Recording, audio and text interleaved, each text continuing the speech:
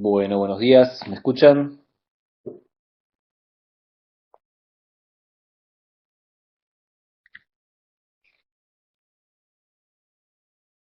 Bueno, perfecto.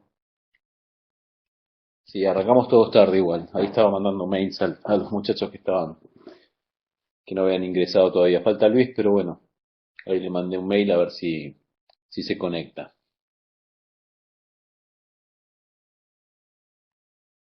Perfecto.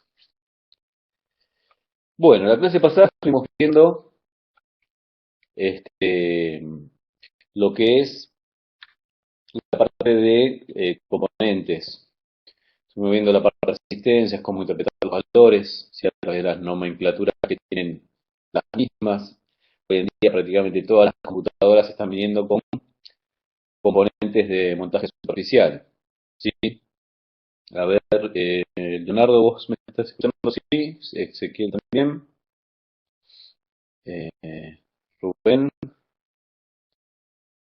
también, perfecto, Juan, perfecto, y Daniel también, listo. Vamos a empezar. Gonzalo, vos estás escuchando también, perfecto. Bueno, hoy nos vamos a dedicar a la parte de capacitores. ¿Sí? Como les decía, casi todas las computadoras actuales están teniendo componentes de montaje superficial. En realidad están mezclados. Por ejemplo, esta computadora que tengo acá, que es de Polo, yo veo, esperen que yo no lo veo ahora sí, un capacitor grande, este que está acá, que generalmente son para la parte de protección eh, de picos de tensión, ¿no? Y pasa ese capacitor a dos terminales del otro lado de la placa. Y esos elementos chiquitos que vemos ahí también marrones, acá hay dos, acá hay otros dos más por este lado, también son capacitores. Aquí tenemos una serie también. Casi todas las placas actuales están viniendo con este tipo de capacitores que son de montaje superficial. Y nosotros vamos a tener, por ejemplo, acá tenemos una de Chevrolet Meriva, Corsa, donde también vamos a tener ese tipo de componentes, ¿no? Muy pequeños y tenemos que saber medirlos y saber qué problemas pueden causar. Vamos a ir conociendo de a poco entonces los capacitores, ¿no? Dice capacitores o condensadores. Los capacitores tienen la propiedad de comportarse. Puede ser que si no ven la pantalla completa pretendo decir como un circuito abierto en presencia de corriente continua o de baja frecuencia y como un circuito cerrado en presencia de una alta frecuencia o pico de tensión. Es por esta propiedad que lo convierte en dispositivos muy útiles cuando se debe impedir que un pico de tensión entre a determinada parte de un circuito electrónico. Se encuentra conectado en paralelo y su condición puede comprobarse con un tester, con un multímetro. La prueba de capacitores de bajo valor se limita a saber si los mismos están o no en cortocircuito. Valores por debajo de los 100 nanofaradios, podemos ver lo que son nanofaradios, picofaradios, microfaradios, en general no son detectados por el multímetro y con el mismo en posición resistencia por 1000 ohms, por un K, se puede saber si el capacitor está en cortocircuito o no. O sea, nosotros podemos tener un multímetro que tenga la función para medir capacitores, ¿sí? Donde me va a dar directamente el valor en microfaradios, picofaradios, pero si es muy bajo el valor, generalmente el tester no lo va a detectar, no tiene escala como para detectar valores muy bajos. Entonces la prueba en realidad se termina haciendo con un tester en resistencia, ¿sí? Para saber si está en cortocircuito o no. Igualmente hay elementos para medir capacitores, más que nada los más grandes. Ustedes van a ver que hay diferentes encapsulados de, de estos elementos. Los más grandes o los que tienen más capacidad son los electrolíticos.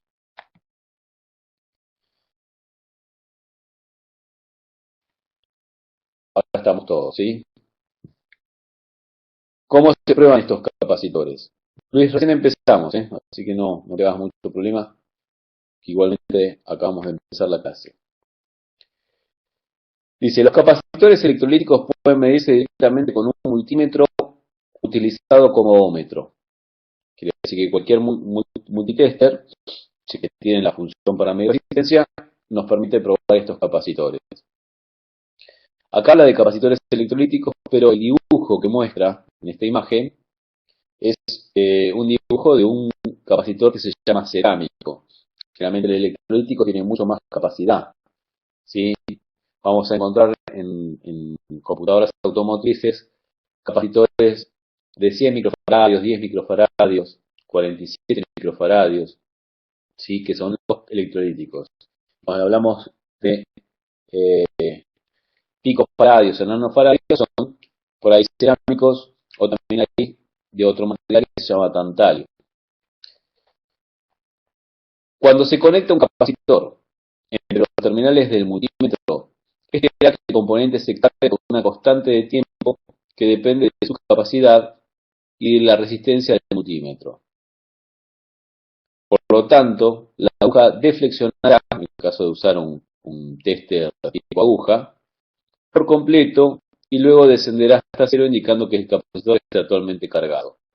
¿Por qué se mide así? O sea, en realidad el multímetro no tiene la capacidad de medir resistencia directamente a un componente. O sea, lo que hace es mandarle un voltaje, cuando yo quiero medir la resistencia de un elemento, le mando un pequeño voltaje, ¿sí? Y veo la caída de tensión que produce.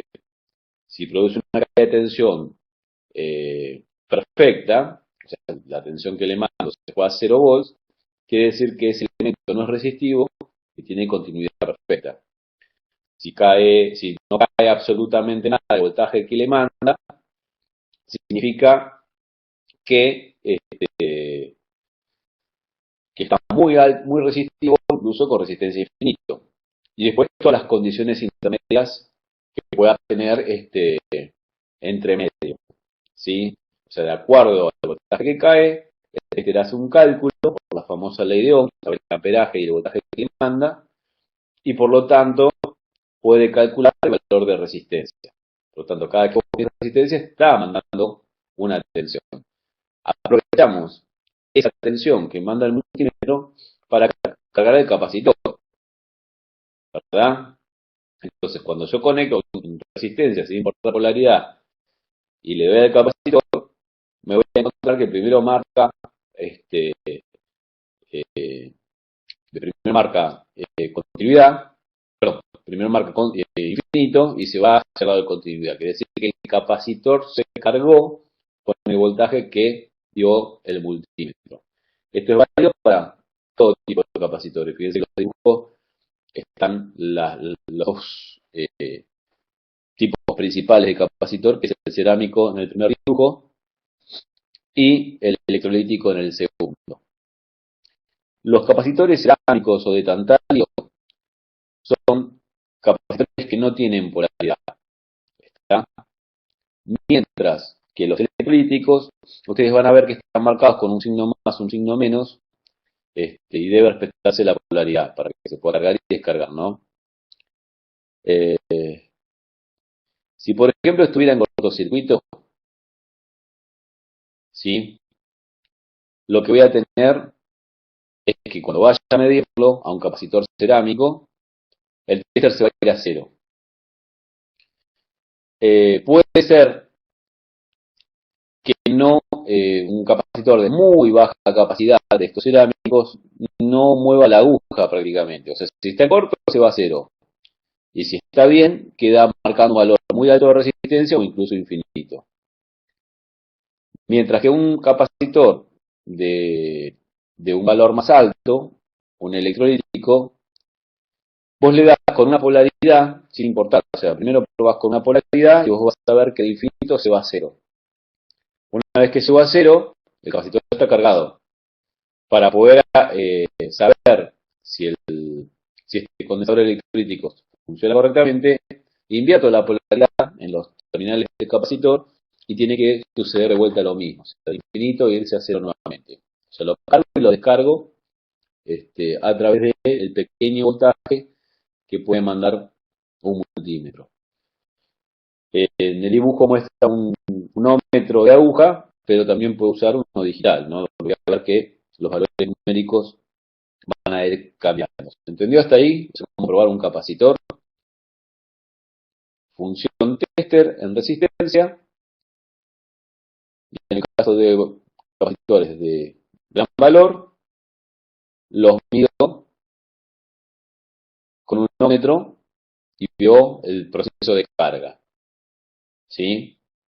Y para los de bajo valor hago lo mismo y lo único que voy a ver es que no se vaya a cero, que no haya continuidad.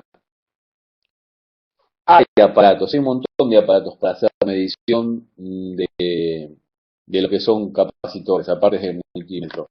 Fíjense, yo tengo un aparato acá, disculpen que me salgo de cámara un segundo. Este aparato, en realidad es un multímetro, pero viene con una pinza especial que es para poder medir, que yo me corro así lo veo mejor, para poder medir los componentes de montaje superficial. En un display, ¿sí? Si yo toco el botón, se prende y en este caso tiene una función automática. ¿Ven? Ahí están midiendo capacitancia en picofaradios. Esto me permite hacer la comprobación directamente sobre la placa. Lo que pasa es que muchas veces el capacitor en realidad para hacer una medición correcta hay que levantar por lo menos una de las dos patas. A ver si puedo hacer la medición de uno de los capacitores de esta placa. Acá directamente me lo da en capacitancia, ¿no? Si yo no tengo esta herramienta puedo usar la función tester, la función resistencia al tester, perdón. Tratar de mostrarlo y a ver, vamos a ver este que está más fácil. A ver si lo puedo poner así.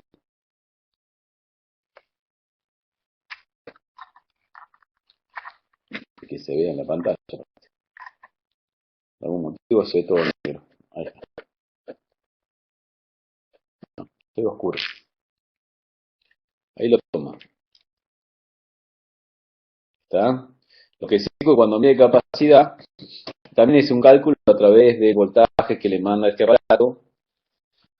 Y y para hacer la medición va a tardar un ratito, ¿sí? En darte el valor de capacidad. Conviene levantar una de las patas en la plaqueta, ¿no? Porque a veces los circuitos están puestos con otros componentes, con otros elementos, con otros mismos capacitores o resistencias, y los valores varían. Entonces, por lo menos en el caso de montaje superficial habría que soldarlo, medirlo afuera y volverlo a medir. Daniel, el Capacheck es un aparato que también permite la medición de los capacitores, generalmente capacitores de alto valor, de gran capacidad, ¿sí? Hay más aparatos. Ahora acá tengo otro. Es parecido al de recién. A ver, este es más común conseguirlo acá. Es exactamente lo mismo, ¿no? Viene con una pincita para medir componente de montaje superficial. ¿Mm?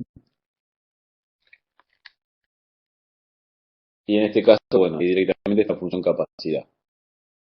¿No? Para ellos se está marcando. Sí, este no es automático. El otro automáticamente detecta si es una resistencia, si es un capacitor, si es un diodo. En este caso en particular, yo tengo que elegir la función en el botón función, ¿no? No hace falta realmente tener este aparato, pero bueno, sirve para completar nuestro instrumental. Si no, se mide así como lo acabamos de mostrar en esta imagen. De Capacheck vamos a hablar en algún momento. Yo también lo tengo. Eh, bueno, acá habla un poquito de la constitución física del capacitor. El límite dentro del cristal de estas dos regiones, llamado una unión PN. No, esto está hablando del diodo. Se coloca algo que no nos interesa por ahora. Esa la vamos a sacar. Esto, nomenclatura de capacitores.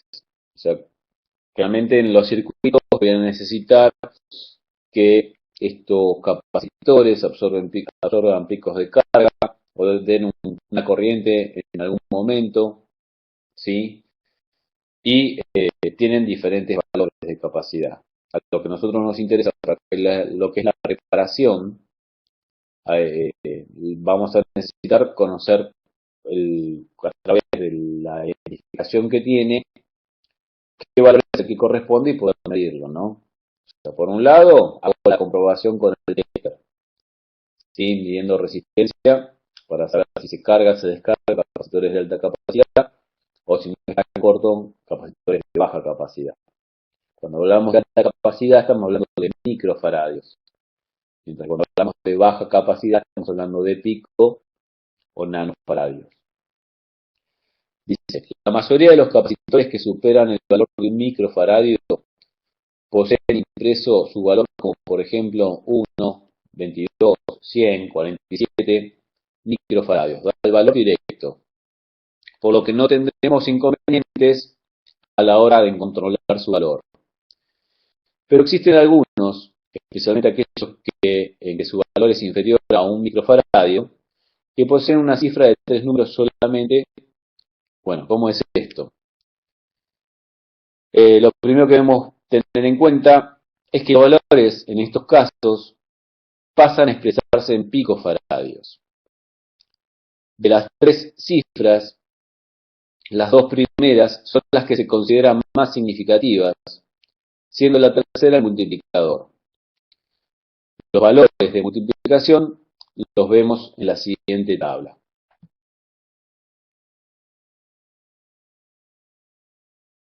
Las resistencias de montaje superficial. O sea, hay 2 dígitos que identifican el valor y el tercer dígito es el multiplicador. Por ejemplo, si tenemos un capacitor que dice 104, su valor será 10 más 4 ceros, o sea, sería 100.000. ¿Sí? O 10 por 10.000, que es igual a 100.000 picofaradios. Lo que también se puede decir como 0.1 microfaradio. O sea, decir 100.000 picofaradios es como decir 0.1 microfaradios. Por ejemplo, si yo tengo otro ejemplo más, ¿no? Si el capacitor me dice 470, tendríamos 47 y la tercera cifra nos indica que serían 0 ceros, lo que siguen a continuación, ¿no? O bien las 2 primeras cifras multiplicadas por 1. Esto nos daría un capacitor de 47 picofaradios. O sea, marca 470 significa 47 por 1. ¿Sí? Son 47 picofaradios. Si marcara, por ejemplo, 471, ¿cuántos picofaradios serían? Según la tabla que tengo ahí.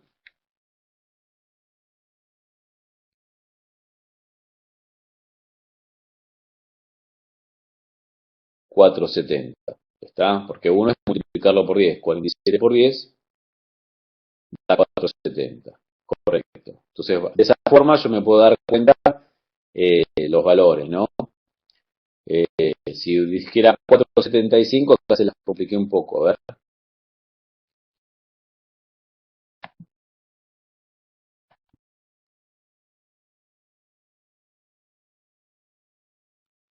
Sacó la cámara un segundito porque se estaba entrecortando aquí.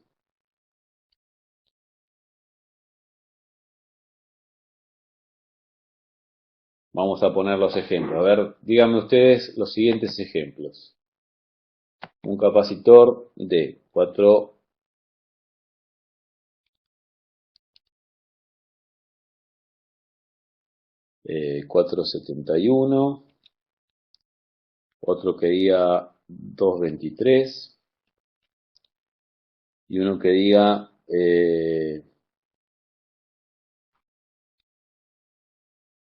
109. A ver si los podemos sacar.